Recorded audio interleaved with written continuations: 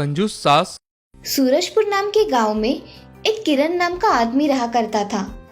15 दिन पहले ही उसकी शादी उसके रिश्तेदार के लड़की रेशमा के साथ हो गई थी। किरण की माँ लक्ष्मी बहुत ही गुस्सैल स्वभाव के होने के कारण वो हर चीज में खोट निकाला करती थी। एक दिन रेशमा अपने कमरे में, अरे ओ बहू, सुनती हो? कब से आवाज लगा रही हूँ। जी माँ जी, आपने आवाज दी? हाँ, मैंने आवाज दी। मैंने कब से चाय मांगी थी। कहाँ है मेरी चाय? अरे माँ जी, ये लीजिए आपकी चाय। मैं अभी लेकर ही आ रही थी, तभी आपने आवाज लगा दी। लक्ष्मी को कभी भी कोई भी चीज अच्छी दिखाई नहीं देती थी, इसीलिए वो रेशमा से, अरे ये चाय तो बहुत ठंडी है, देखो तो जरा। ऐसा कहकर लक्ष्मी उसकी बहू की उंगली चाय में डुबा देती है।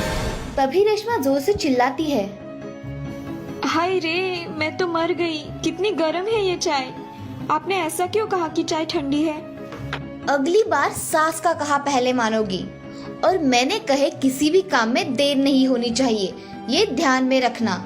रेशमा वही खड़ी रहकर उसकी बातें सुन रही थी और रो रही थी। ठीक है माँ जी, अगली बार ऐसा नहीं होगा। ऐसा कहकर रेशमा वहां से चली जाती है, अपने काम करने में व्यस्त हो जाती है। तभी उसका पति किरण वहां आता है। अरे रेशमा, जल्दी मुझे नाश्ता दो, मुझे ऑफिस के लिए देर हो रही है। हाँ, हुआ ही है, मैं अब भी लाई। आप जरा बैठिए। रेशमा किरण को नाश्ता लेकर आती है तो उसकी उंगली पर किरण की नजर चली जाती है। अरे तुम्हारी उंगली को क्या हुआ है? इतनी कैसे जल गई? अरे वो चाय डालते डालते हाथ पर गिर गई, इसीलिए। अच्छा, इसको पट्टी लगा लो और मुझे टिफिन जल्दी दे दो, आज मुझे ऑफिस में बहुत काम है। अच्छा, मैं अभी लाई। ऐसा कहकर रेशमा किरण का टिफिन लेकर आती है और उसे देती है।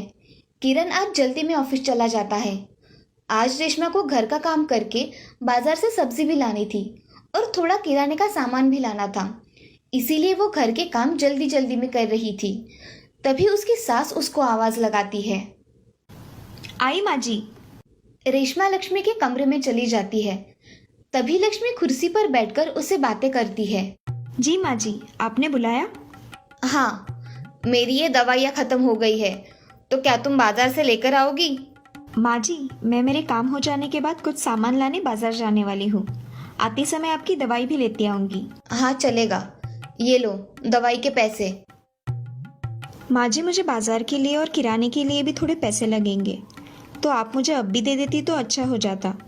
ये लो 500 रुपए, इसमें जो आए वो लेकर आना। अब जाओ यहाँ से। मगर माँ जी, महंगाई तो कितनी बढ़ गई है, इतने में तो कुछ नहीं होगा, मुझे और पैसे लगेंगे। मेरे पास इतने ही पैसे हैं, इससे ज्यादा नहीं मिलेंगे। मैं आती हूँ माँ जी। रेशमा बहुत दुखी होकर वहां से चली आती है और अपने काम करके बाजार चली जाती है। थोड़ी ही देर में वो सामान लेकर वापस चली आती है, मगर इस बार उसने मन में कुछ ठान कर ही कम ही सामान लाया था। जितने पैसे उसकी सास ने दिए थे उतने ही पैसे का सामान उसने लाया था। अब सास कुछ समय में, अरे बहू आ गई, मुझे मेरी दवाइयाँ दे दो। हाँ माँ जी, ये लीजिए आपकी दवाइयाँ। ऐसा कहकर रेशमा दवाइयाँ दे देती है और लाया हुआ सामान घर में रख देती है। तभी उसकी सास रेशमा से, बहू आज इतना ही सामान लेकर आई हो? हाँ माँ जी, 500 रुपये में तो इतना ही सामान आता है, बहुत लाना था, मगर जाने दो, इतना ही लाया। अच्छा अच्छा, खाना बना कर रखो, मैं बाहर टहलने जाती हूँ। जी माँ जी। ऐसा कहकर लक्ष्मी घर से बाहर चली जाती है और रेशमा घर में अकेली रहती है। तभी उसकी पड़ोसी शारदा उसके पास आती है। अरे रेशमा, घर में हो क्या? अरे आओ ना शारदा, बैठो। अरे मुझे ना 1 लीटर तेल का पाउच चाहिए था, कल परसों वापस कर दूंगी। ये लो, और मेरी सास को ये बात पता नहीं चलनी चाहिए, नहीं तो खामखा बखेड़ा खड़ा कर देगी। हाँ रेशमा, ये तो सही बात कही तुमने। तुम कैसे उस औरत के साथ रहती हो क्या पता, एक नंबर की कंजूस औरत है वो। जाने दो, मैं चलती हूँ। शारदा वहां से चली जाती है। अब अगले दिन रेशमा और लक्ष्मी दोनों ही घर में अकेले रहते हैं। तभी लक्ष्मी उसे आवाज लगाती है। अरे ओ बहू, जरा जल्दी आओ, मुझे मेरी एक दवाई नहीं दिख रही है। आई माँ जी। ऐसा कहकर रेशमा जल्दी जल्दी में उसके कमरे में चली जाती है और पैर फिसल कर गिर जाती है। जोर से कुछ आवाज आने की वजह से उसकी सास देखती है तो रेशमा जोर से चिल्लाते हुए जमीन पर पड़ी हुई दिखाई देती है। माँ जी मेरी कमर, बहुत दर्द हो रहा है। अरे ओ रेशमा की बच्ची, जरा संभल कर नहीं चल सकती? भागते हुए आई हो लगता है। माँ जी मेरी कमर में बहुत दर्द हो रहा है, मुझे उठाइए ना। आजा, उठ जा, कुछ नहीं हुआ है। माँ जी मुझे खड़ा रहते नहीं आ रहा है, आप डॉक्टर को बुलाइए ना। इसकी कोई जरूरत नहीं है, कुछ नहीं हुआ है। चलो उठो और बेड पर सो जाओ, उठो। ऐसा कहकर लक्ष्मी उसे आधार देकर बेड पर सुला देती है। ये लगा लो, आराम पड़ जाएगा तुम्हें। लक्ष्मी वहां से चली जाती है और तभी थोड़े ही देर में उसका बेटा घर आ जाता है। अरे रेशमा, कहाँ हो रेशमा? अरे वो आज कमरे में गिर गई तो आराम कर रही है। ऐसे कैसे गिर गई और मुझे पता भी नहीं? मुझे एक फोन तो कर दिया होता माँ। अरे इतना कुछ नहीं लगा है, तुम परेशान मत हो। किरण जल्दी जल्दी में कमरे में चला जाता है। तभी वहाँ रेशमा बेड पर सोई हुई होती है। रेशमा, ज्यादा लगा है क्या तुम्हें? ये सुन रेशमा के आंखों में आंसू आ जाते हैं। अरे तुम रो क्यों रही हो, बताओ तो सही। अजी मुझे उठने भी नहीं हो रहा है। मैंने माँ जी से कहा कि डॉक्टर को बुलाए तो माँ जी ने मुझे बाम दे दी। मुझे बहुत दर्द हो रहा है। मैं अभी डॉक्टर के पास लेके चलता हूँ तुम्हें, चलो।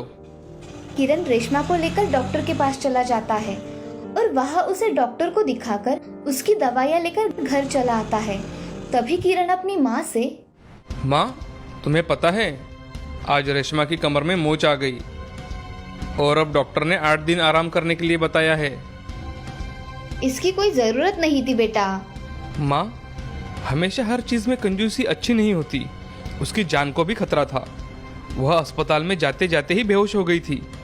हमेशा पैसों को ही अहमियत नहीं देते माँ, इंसानों की भी कदर किया करो। मुझे सब पता है इस घर में क्या होता है और क्या नहीं, मगर ये रेशमा कुछ बोलती नहीं, इसलिए तुम इसका फायदा उठाती हो, है ना? नहीं बेटे, ऐसा कुछ नहीं है। माँ झूठ तो मत बोलो, मुझे सब पता है। मुझसे बहुत बड़ी गलती हो गई, मुझे माफ कर दो किरण, मुझे माफ कर दो बहू। नहीं माँ जी, आप माफी मत मांगिए।